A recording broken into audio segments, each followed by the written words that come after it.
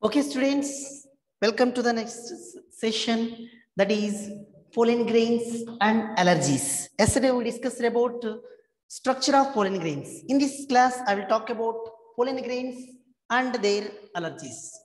Pollen grains are known to cause number of allergies and bronchial afflictions. See, pollen grains are known to cause number of disorders. Those are allergies and bronchial afflictions.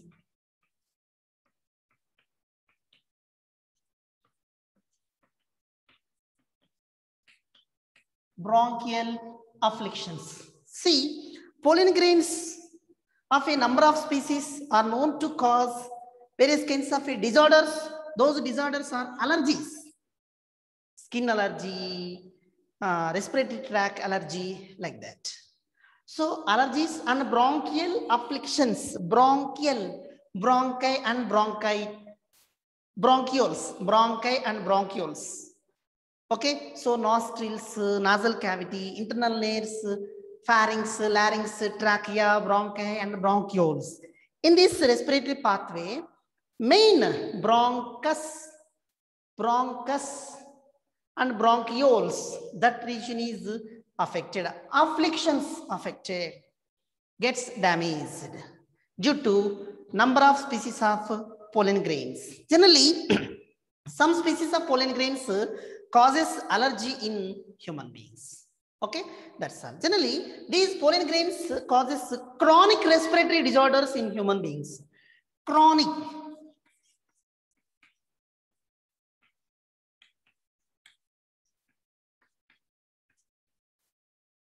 respiratory disorders in human beings. Chronic, lifelong respiratory disorders.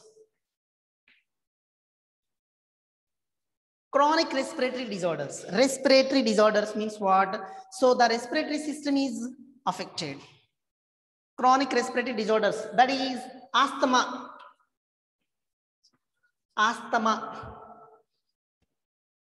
and bronchitis.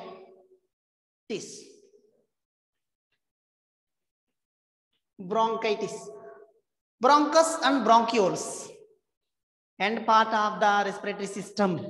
Bronchus and bronchioles before lungs, that part is affected. Asthma, so in the inner lining of the bronchi and bronchioles is affected with a kind of a mucus. So such people, they could not take proper breath also.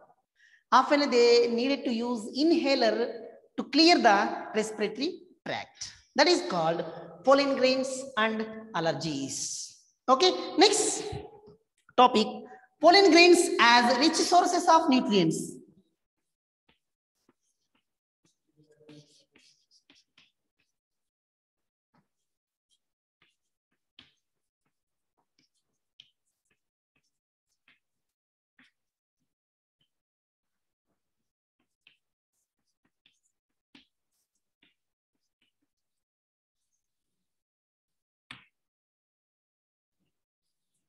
See, some species of pollen grains are rich in nutrients, so that those species of pollen grains are used as food supplements. Food supplements means what? As a snacks, pollen grains of number of species used, especially in Western countries.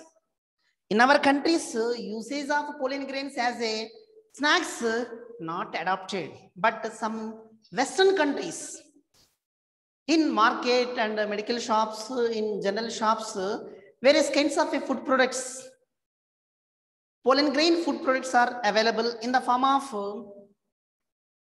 syrups, medicines,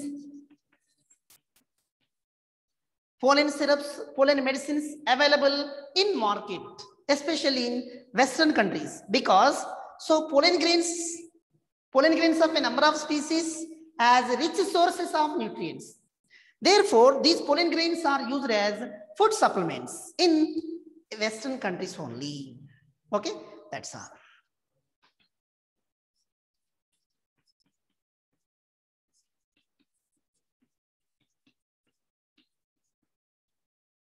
Pollen viability. pollen viability. It is also called pollen grains viability. Pollen viability, nothing but pollen grains viability.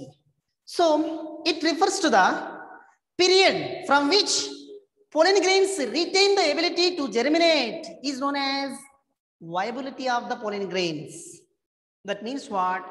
So the capacity of pollen grains germination within a particular period is called viability. So viability of the pollen grains. Generally, viability, the capacity of germination of pollen grains is called viability. So the period of viability is different from one species to another species. One species to another species. Generally, pollen grains viability depends upon temperature. Depends upon temperature and humidity.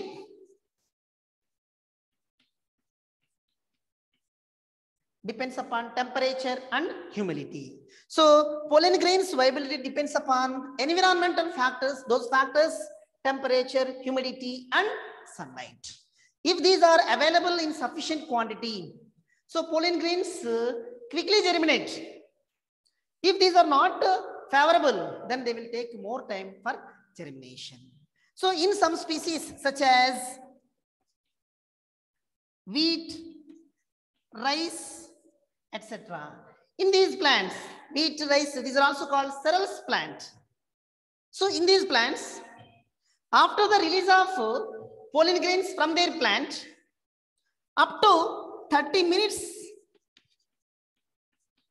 they will take for viability, for germination. Before 30 minutes, they cannot germinate. So after 30 minutes, they start germinating. So, okay, so that is the condition. In some species, in these species, within 30 minutes, they start germination. In some species, the pollen grains remain viable for few months. That means what? Up to few months, they cannot germinate. After few months, they start germinating on stigma of members like Rosaceae. Rosaceae family. Solanaceae family. Rosaceae, Solanaceae, etc. In these plant families, Rosaceae family, Solanaceae family, in these some plants belongs to these families. The plants which are belongs to these families. So those plant pollen grains remain viable up to few months. Okay, that's all. So this is the complete information about stamen. Pre-fertilization structures and events, we started a discussion on that stamen, structure of stamens, structure of pollen grains, microsporogenesis, structure of pollen grains and their allergies, pollen grains used as rich sources of nutrients, pollen grains viability. Okay, that's all. So with this complete pre-fertilization structures of male related parts is finished. Okay, now we have to start pre-fertilization structures and their events related to female reproductive parts. Next topic, pre-fertilization structures and events, that is pistil. Pistil. Pistil, nothing but carpels. Gynoecium is also called pistil, is also called carpels.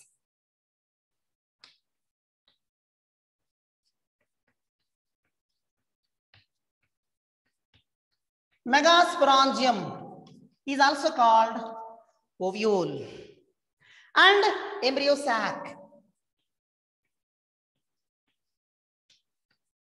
and embryo sac. Okay, that's all. These are all pre-fertilization structures. First of all, one by one we will see. Pistil. So it consists of one or more carpels. Gynoecium, the collection of gynoecium is called pistil. The pistil consists of one or more carpels in a flower. Generally, carpel or pistil is a pistil, ovule bearing organ of a seed plant. Pistil or carpel, ovule bearing organ of a seed plant. Generally, pistil consists of one or more carpels. One or more carpels. So each carpel consists of three parts. Each carpel consists of three parts. Those are, first one is stigma. Second one is style. And third one is ovary. Now we have to see one by one. First one is stigma. Stigma. It is the topmost part of the, it is called stigma. Okay, it is the topmost part of the gynoecium, on which pollen grains are landed, germinated, and produce pollen tube. That process in future we will see in this chapter. Already first PUC in last chapter I said, officially second chapter again we will discuss. Okay, when fertilization occurs, at that time again we will discuss stigma. Next, the second one is style. From the stigma, there is a long, slender, tube-like structure, which is one end is connected to the stigma, another end is connected to the swollen basal part of the carpel, is called ovary. See, this is called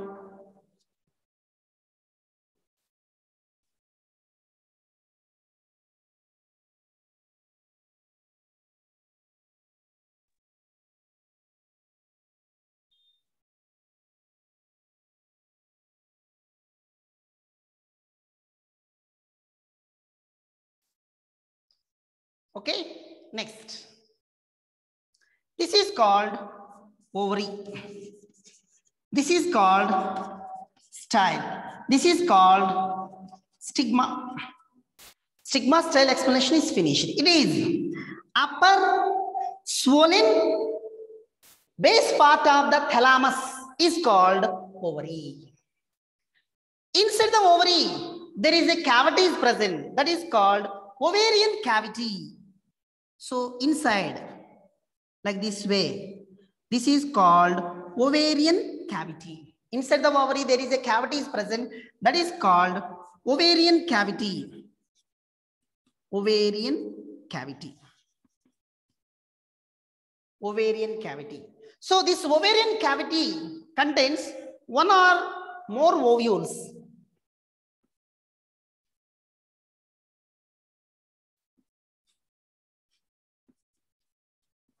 These are all called ovules. Ovules nothing but seeds. Future fate of ovules is called seeds. So inside the ovary there is a cavity that is called ovarian cavity. Ovarian cavity is also called locule or chamber. Locule or chamber. It contains a number of ovules, one or more ovules.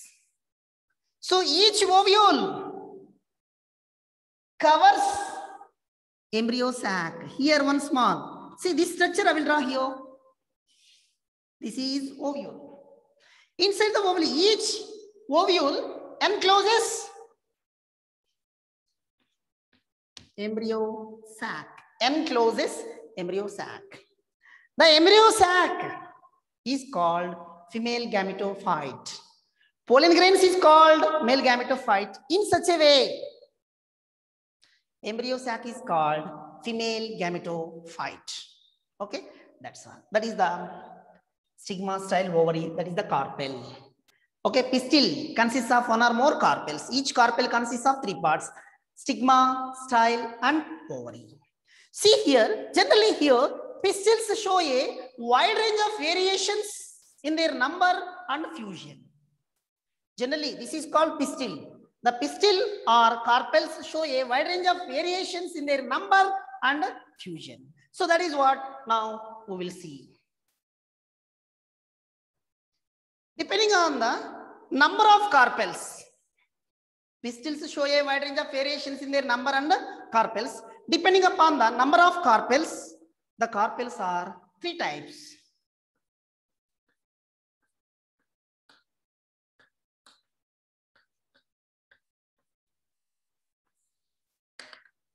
Depending upon the number of carpels, carpels are 3 types.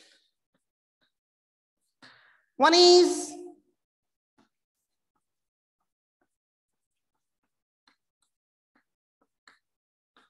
monocarpellary.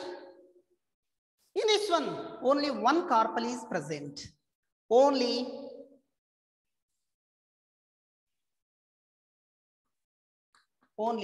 one carpel is present. This is called only one carpel is present. Okay, that is called monocarpellary. Example, pea plant. Example, pea plant.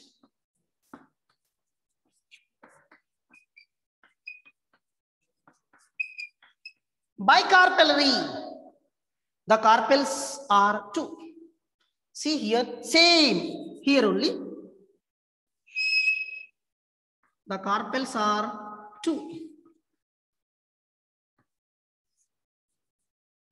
This is called bicarpellary. It is one carpel, it is one carpel. Bicarpellary. So bicarpellary. So the pistil consists of 2 carpels. So that bicarpellary condition. Example, mustard plant.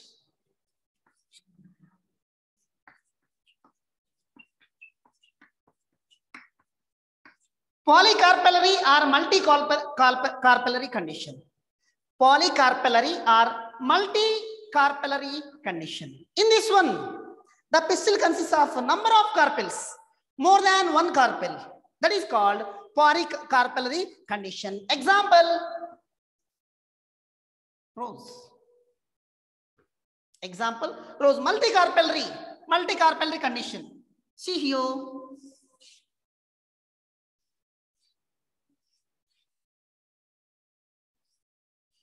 Like this way. This is multicarpellary. So, number of carpels are located. Multicarpellary, number of carpels are located. On the thalamus, number of carpels, 1, 2, 3, 4. Like this way, number of carpels are located. Number of carpels. It is commonly thalamus. Here, number of carpellary will be there. Here, number of carpels. Like this. That is called polycarpellary condition. Example, rose. Depending upon the number of carpels, monocarpellary, bicarpellary, polycarpellary condition. PMR. See, in biology, some terms we have to remember like that. PMR, PM, add R, PMR. So it is easy to remember. Okay, pea plant, mustard plant, and rose plant. It is the number of carpels. Depending upon the fusion of carpels. Fusion of carpels. The carpels are 2 types. Apocarpus. Apocarpus. Syncarpus. Apocarpus and syncarpus. Apocarpus. It is polycarpellary condition, but the carpels are free. The carpels are free condition. Okay, that is called apocarpellary. Example, rose plant. Like this way, free only. Apocarpus means what? Carpels are number of, but all the carpels are free. They are not attached with each other. That is called apocarpus.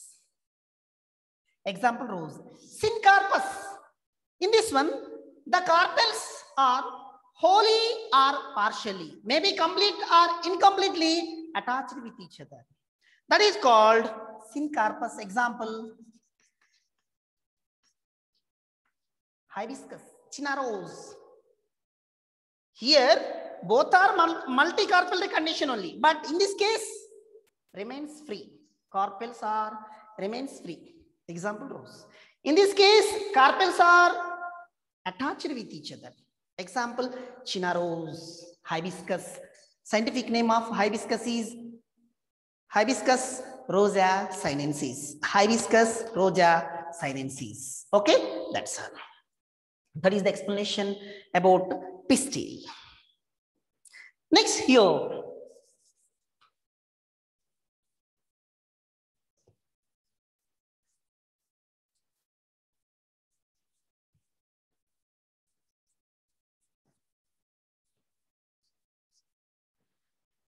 Next, placentation in ovary.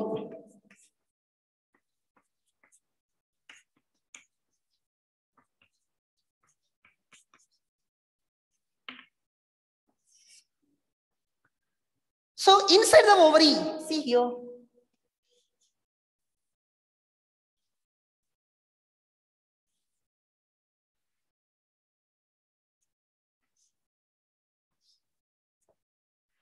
Inside the ovary, there is a cushion-like structure. Inside the ovary, there is a cushion-like structure. This cushion-like structure bears one or more ovules. That cushion-like structure is called placenta. Placenta. Already first PUC we discussed that. Inside the ovary, there is small cushion-like structure is located. That cushion-like structure is called placenta, which bears one or more ovules. That is called placenta. In some of the plants, the ovary bears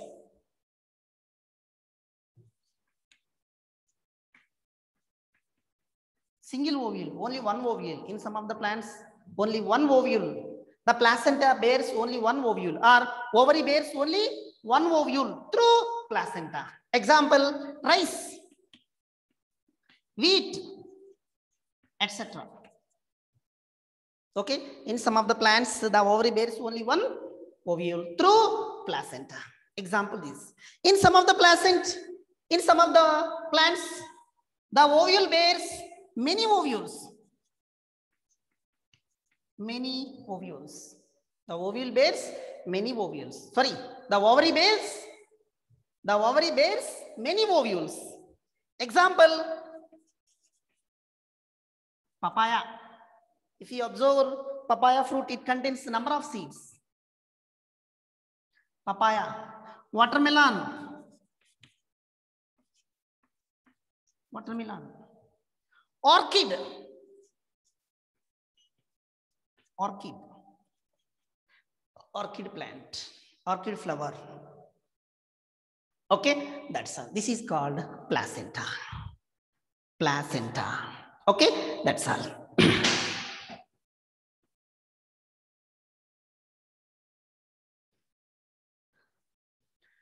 See here, megasporangium.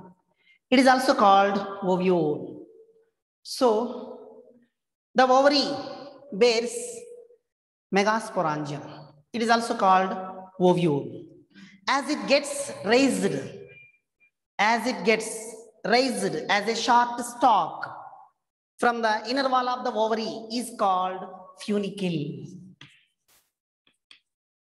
Funicle. See, megasporangium is also called ovule. See, this is ovary. Okay, so inside the ovary, what would be there? This is called ovule. This is megasporangium. It is also called ovule. So inside the ovary, there is a tiny knob. Tiny knob-like structure is called ovary. As it gets raised from the short stalk, this short stalk is called funicle. Funicle. Okay, so this funicle supplies water, minerals, nutrients to the developing ovule. Like that, inside the ovary, many ovules.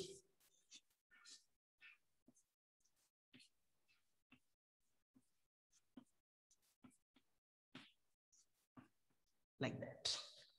Okay, that's all. That is called funicle. So an ovule develops inside the ovary as a tiny knob. As it gets raised and develops as a short stalk, that short stalk is called funicle. So the funicle supplies water, minerals, nutrients to the developing ovule. Next, here we have to see diagram.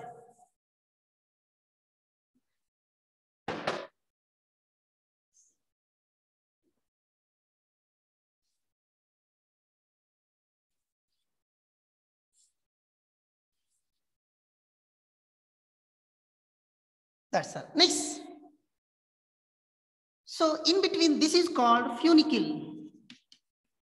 In between funicle and body of the ovule, at the junction of the funicle and body of the ovule, there is a small part will be there. That is called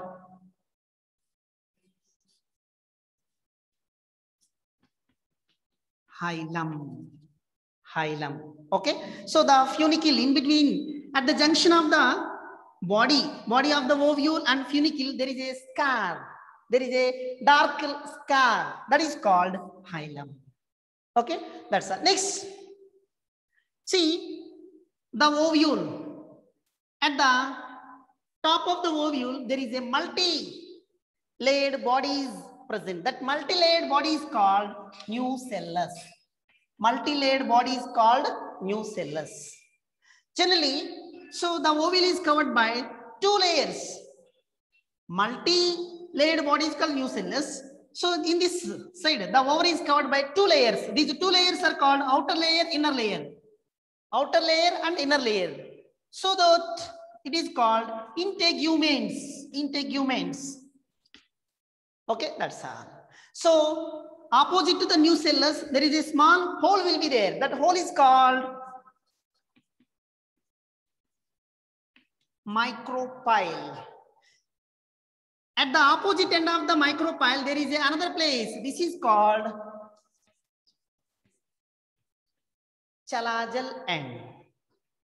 That's all. This is the part of, these are the parts of the ovules. Next, inside of the ovules, there is only one megaspore mother cell. Megaspore mother cell.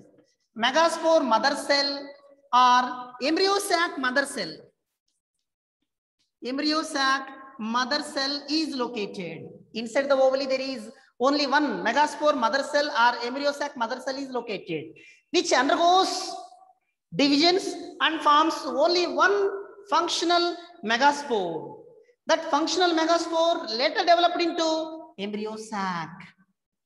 Embryo sac. This is called embryo sac.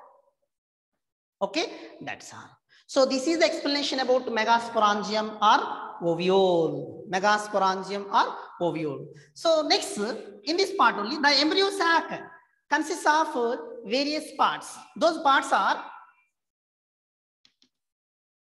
these are called 3. Haploid, number is 3. Antipodals. Antipodals. Middle. Haploid, haploid. Haploid 2, polar nuclei. Polar nuclei. Here, one egg.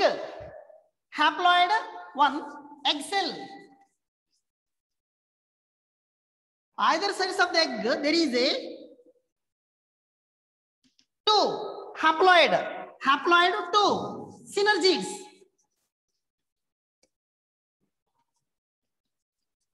Synergids. These are called, totally 8 will be there. See, 3 plus 2, 5, 6, 7, 8. 8-celled embryo sac is formed by the division of megaspore mother cell. This is called megasporangium and embryo sac. The complete details of development of embryo sac in next class we will discuss.